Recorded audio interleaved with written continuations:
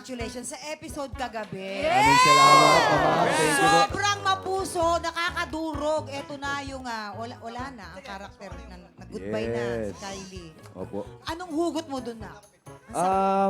Well, kasi nung time na sinushoot namin yun, parang makikita mo talaga sobrang bigat ng eksena. And habang binabasa ko pa lang yung script, naiiyak na ako. So, Yes. parang hindi na rin ako makapag-intay na ilabas yun sa eksena. So, yun, sa tulong din ng director namin, of course, Direk Romel Direk Romel! Pinesa. Shoutout sa'yo. Siya po, actually, kasi nung time na kinuna namin yung magkahiwalay kami ni Kylie. So, si Direk Romel, nakafocus siya dun sa time. Tapos, nandun siya.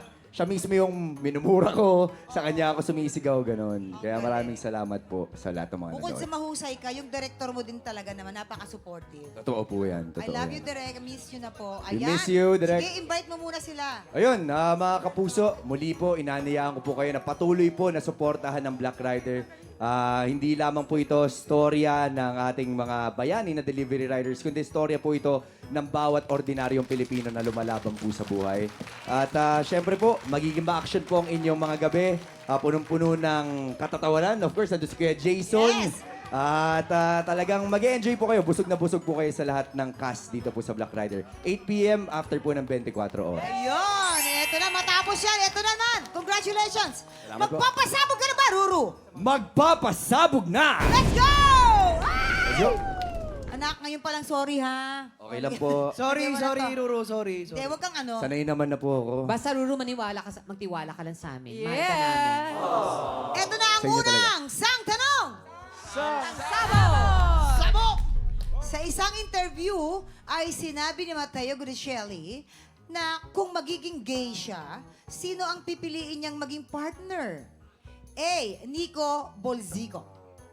B. Ryan Agoncillo. Yes! Dave. Ano? Sino Nico yun? Bolzico. Okay. Kasi Yes. same sila mang na foreigner. Spell, spell. At nakakasama niya Spell sa Bolzico. fitness. Nico na lang. Yes. Oo. At saka alam namin kasi nagsabay sila yung nilalagyan ng yelo. Yes, yung, yes, oo. Ice Tapos bath challenge. nagbababad sila doon Yes. kasi yun ang laging ginagawa ni Mateo. Nakita ko nag-Instagram sila together. Yes. yes, At saka pareho silang may lahi. Yes. So, Lahi. pareho sila ng... The humor. Yes. Yes. So, mas close talaga sila. Ayun naman pala. And Yun. yes, Kuya Kim. Alam nyo, si Mateo Gidicelli at saka si Ryan Agoncillo, pareho nagmumotor yan. Nagluluto yes, rin, yes. nagluluto rin. Oo. At kasama sila sa grupo na kung tawagin ay Brat Pack. Kasama sina Drew Arellano, kasama sina Paulo Abrera. So yan, si Ryan Agoncillo ang gusto niya kasi naging close sila eh. Minsan nagsama sila sa Sagada, nag-ride sila, naging magkatabi. Sabi niya, kung magiging bading ako, gusto kita. Tama. Oo. Alam ni Kuya Kim yun, syempre. Why not? Si Kuya Kim. Nandun ka sa Sagada. Nandun. O, saan sila nag-stop over? Sa Yogurt House. Tama yung sagot nila. Tama yung sagot. Masarap doon. Yes. At Tama dahil yung sagot dyan, nila. Ruru, matapos mo marinig ang mga panglilito ng mga alingaw-ngaw, sino sa tingin mo nga ba? Siguro dito, magtitiwala ako sa mga girls natin. Yes! Kasi na po. Kuya Kim na to. Kuya Kim na to. Wala Nico. sabihin, Nico. nagtitiwala siya sa mga girls, doon siya sa Nico Bolzico. Yes po, yes po. Tama Alright. po, mamang. Tignan natin, kabog or sabog in 5, 5, 4, 3, 2, 1!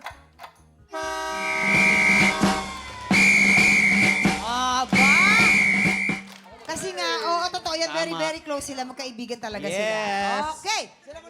Dire-diretso tayo na. Ito na ang pangalawang sang tanong. Sang Sabog! Anong hobby ang pinagigiliwan ngayon ni Gladys Reyes? Dahil na-discover niya na pwede itong i-combine sa paborito niyang hobby na paghuhula hoop. A. Nagbibideo kay habang naghuhula hoop. Or B. Magmamarathon ng K-drama habang naghuhula hoop. Yes. Boys, go!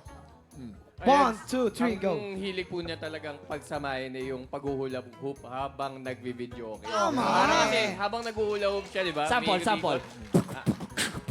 Tapos kumakanta lang. Hindi ako kumakanta. Bit away. Nag-vocalize siya, mamang.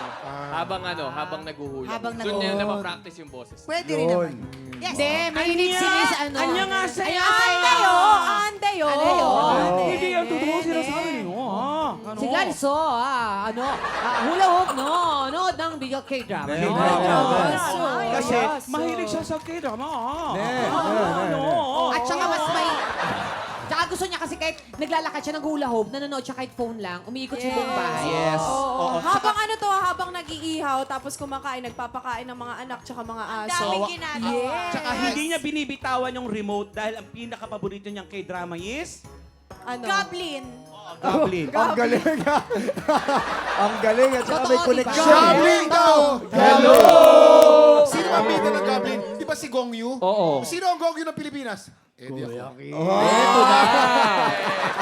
Sino yun? That's a lie, that's a lie. Kuya, Totoo naman pag paayos mo yung salamin mo. Oo. Hoy, ano ka ba? Tama naman, gonggong you. Gong Yu. Sina. Yun, Okay. oh.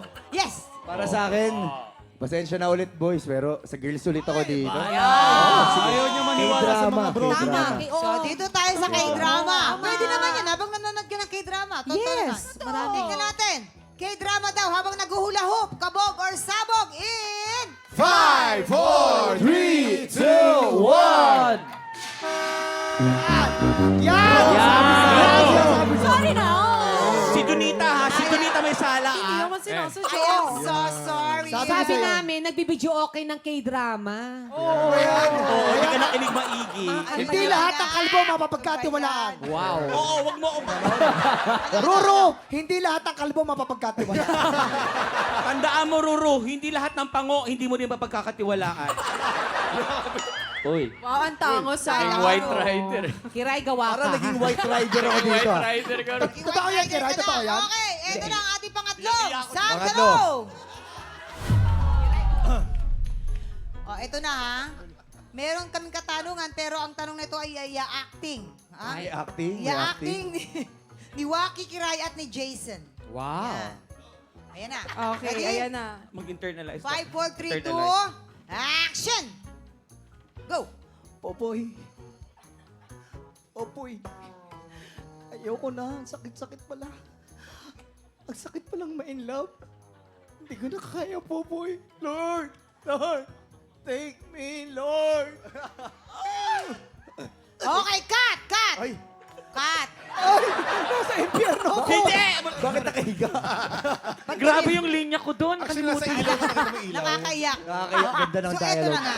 Yan ang dialogue ni Janos Del Prado mula sa pelikulang One More Chance. Yes. Kung saan na-ospital ang karakter ni Janos dahil uminom siya ng ano? A. Shampoo. B. Dishwashing liquid. Shampoo! Yes, oo, Ang hindi ko ginagamit. Favorite ni Waki. Ang hindi ko ginagamit, shampoo. Napanood ko yung pelikula yan, iyak nga ako ng iyak. Hindi, pero ma'am, kaya po namatay, ay hindi naman namatay, kaya na-hospital siya kasi shampoo ng aso. Yes. Opo, iba yung chemical kasi. Pagtighay niya nun, may lumabas pa nga mga... Asin. Bula-bula. Opo, May mga so- bula-bula pa. Hindi, shampoo yan. Yes. Oo. Jason, break it down! Boom! Come on, come on, come on. Kaya siya'y nasa hospital. Ininom niya yung dishwashing liquid. Ito'y masakit. Acidic. Malapit nang siya pumanaw. Makita si San Pedro. Break it down. Wala ko naintindihan, Kuya Jason. Dishwashing liquid daw. Dishwashing. Ma, yes. Ano magiging sagot mo doon? Shampoo or dishwashing liquid? O, dito naman ako sa boys. Yes, talaga ba? Alright. Dishwashing liquid. Kabog or sabog in. 5, 4, 3, 2, 1! Ay, Shampoo, nako. Ruru! Shampoo! Maraming salamat, Nak. Thank you. Hindi, gusto ko Sorry lang pong talaga. patunayan ng pagmamahal ko sa kanila.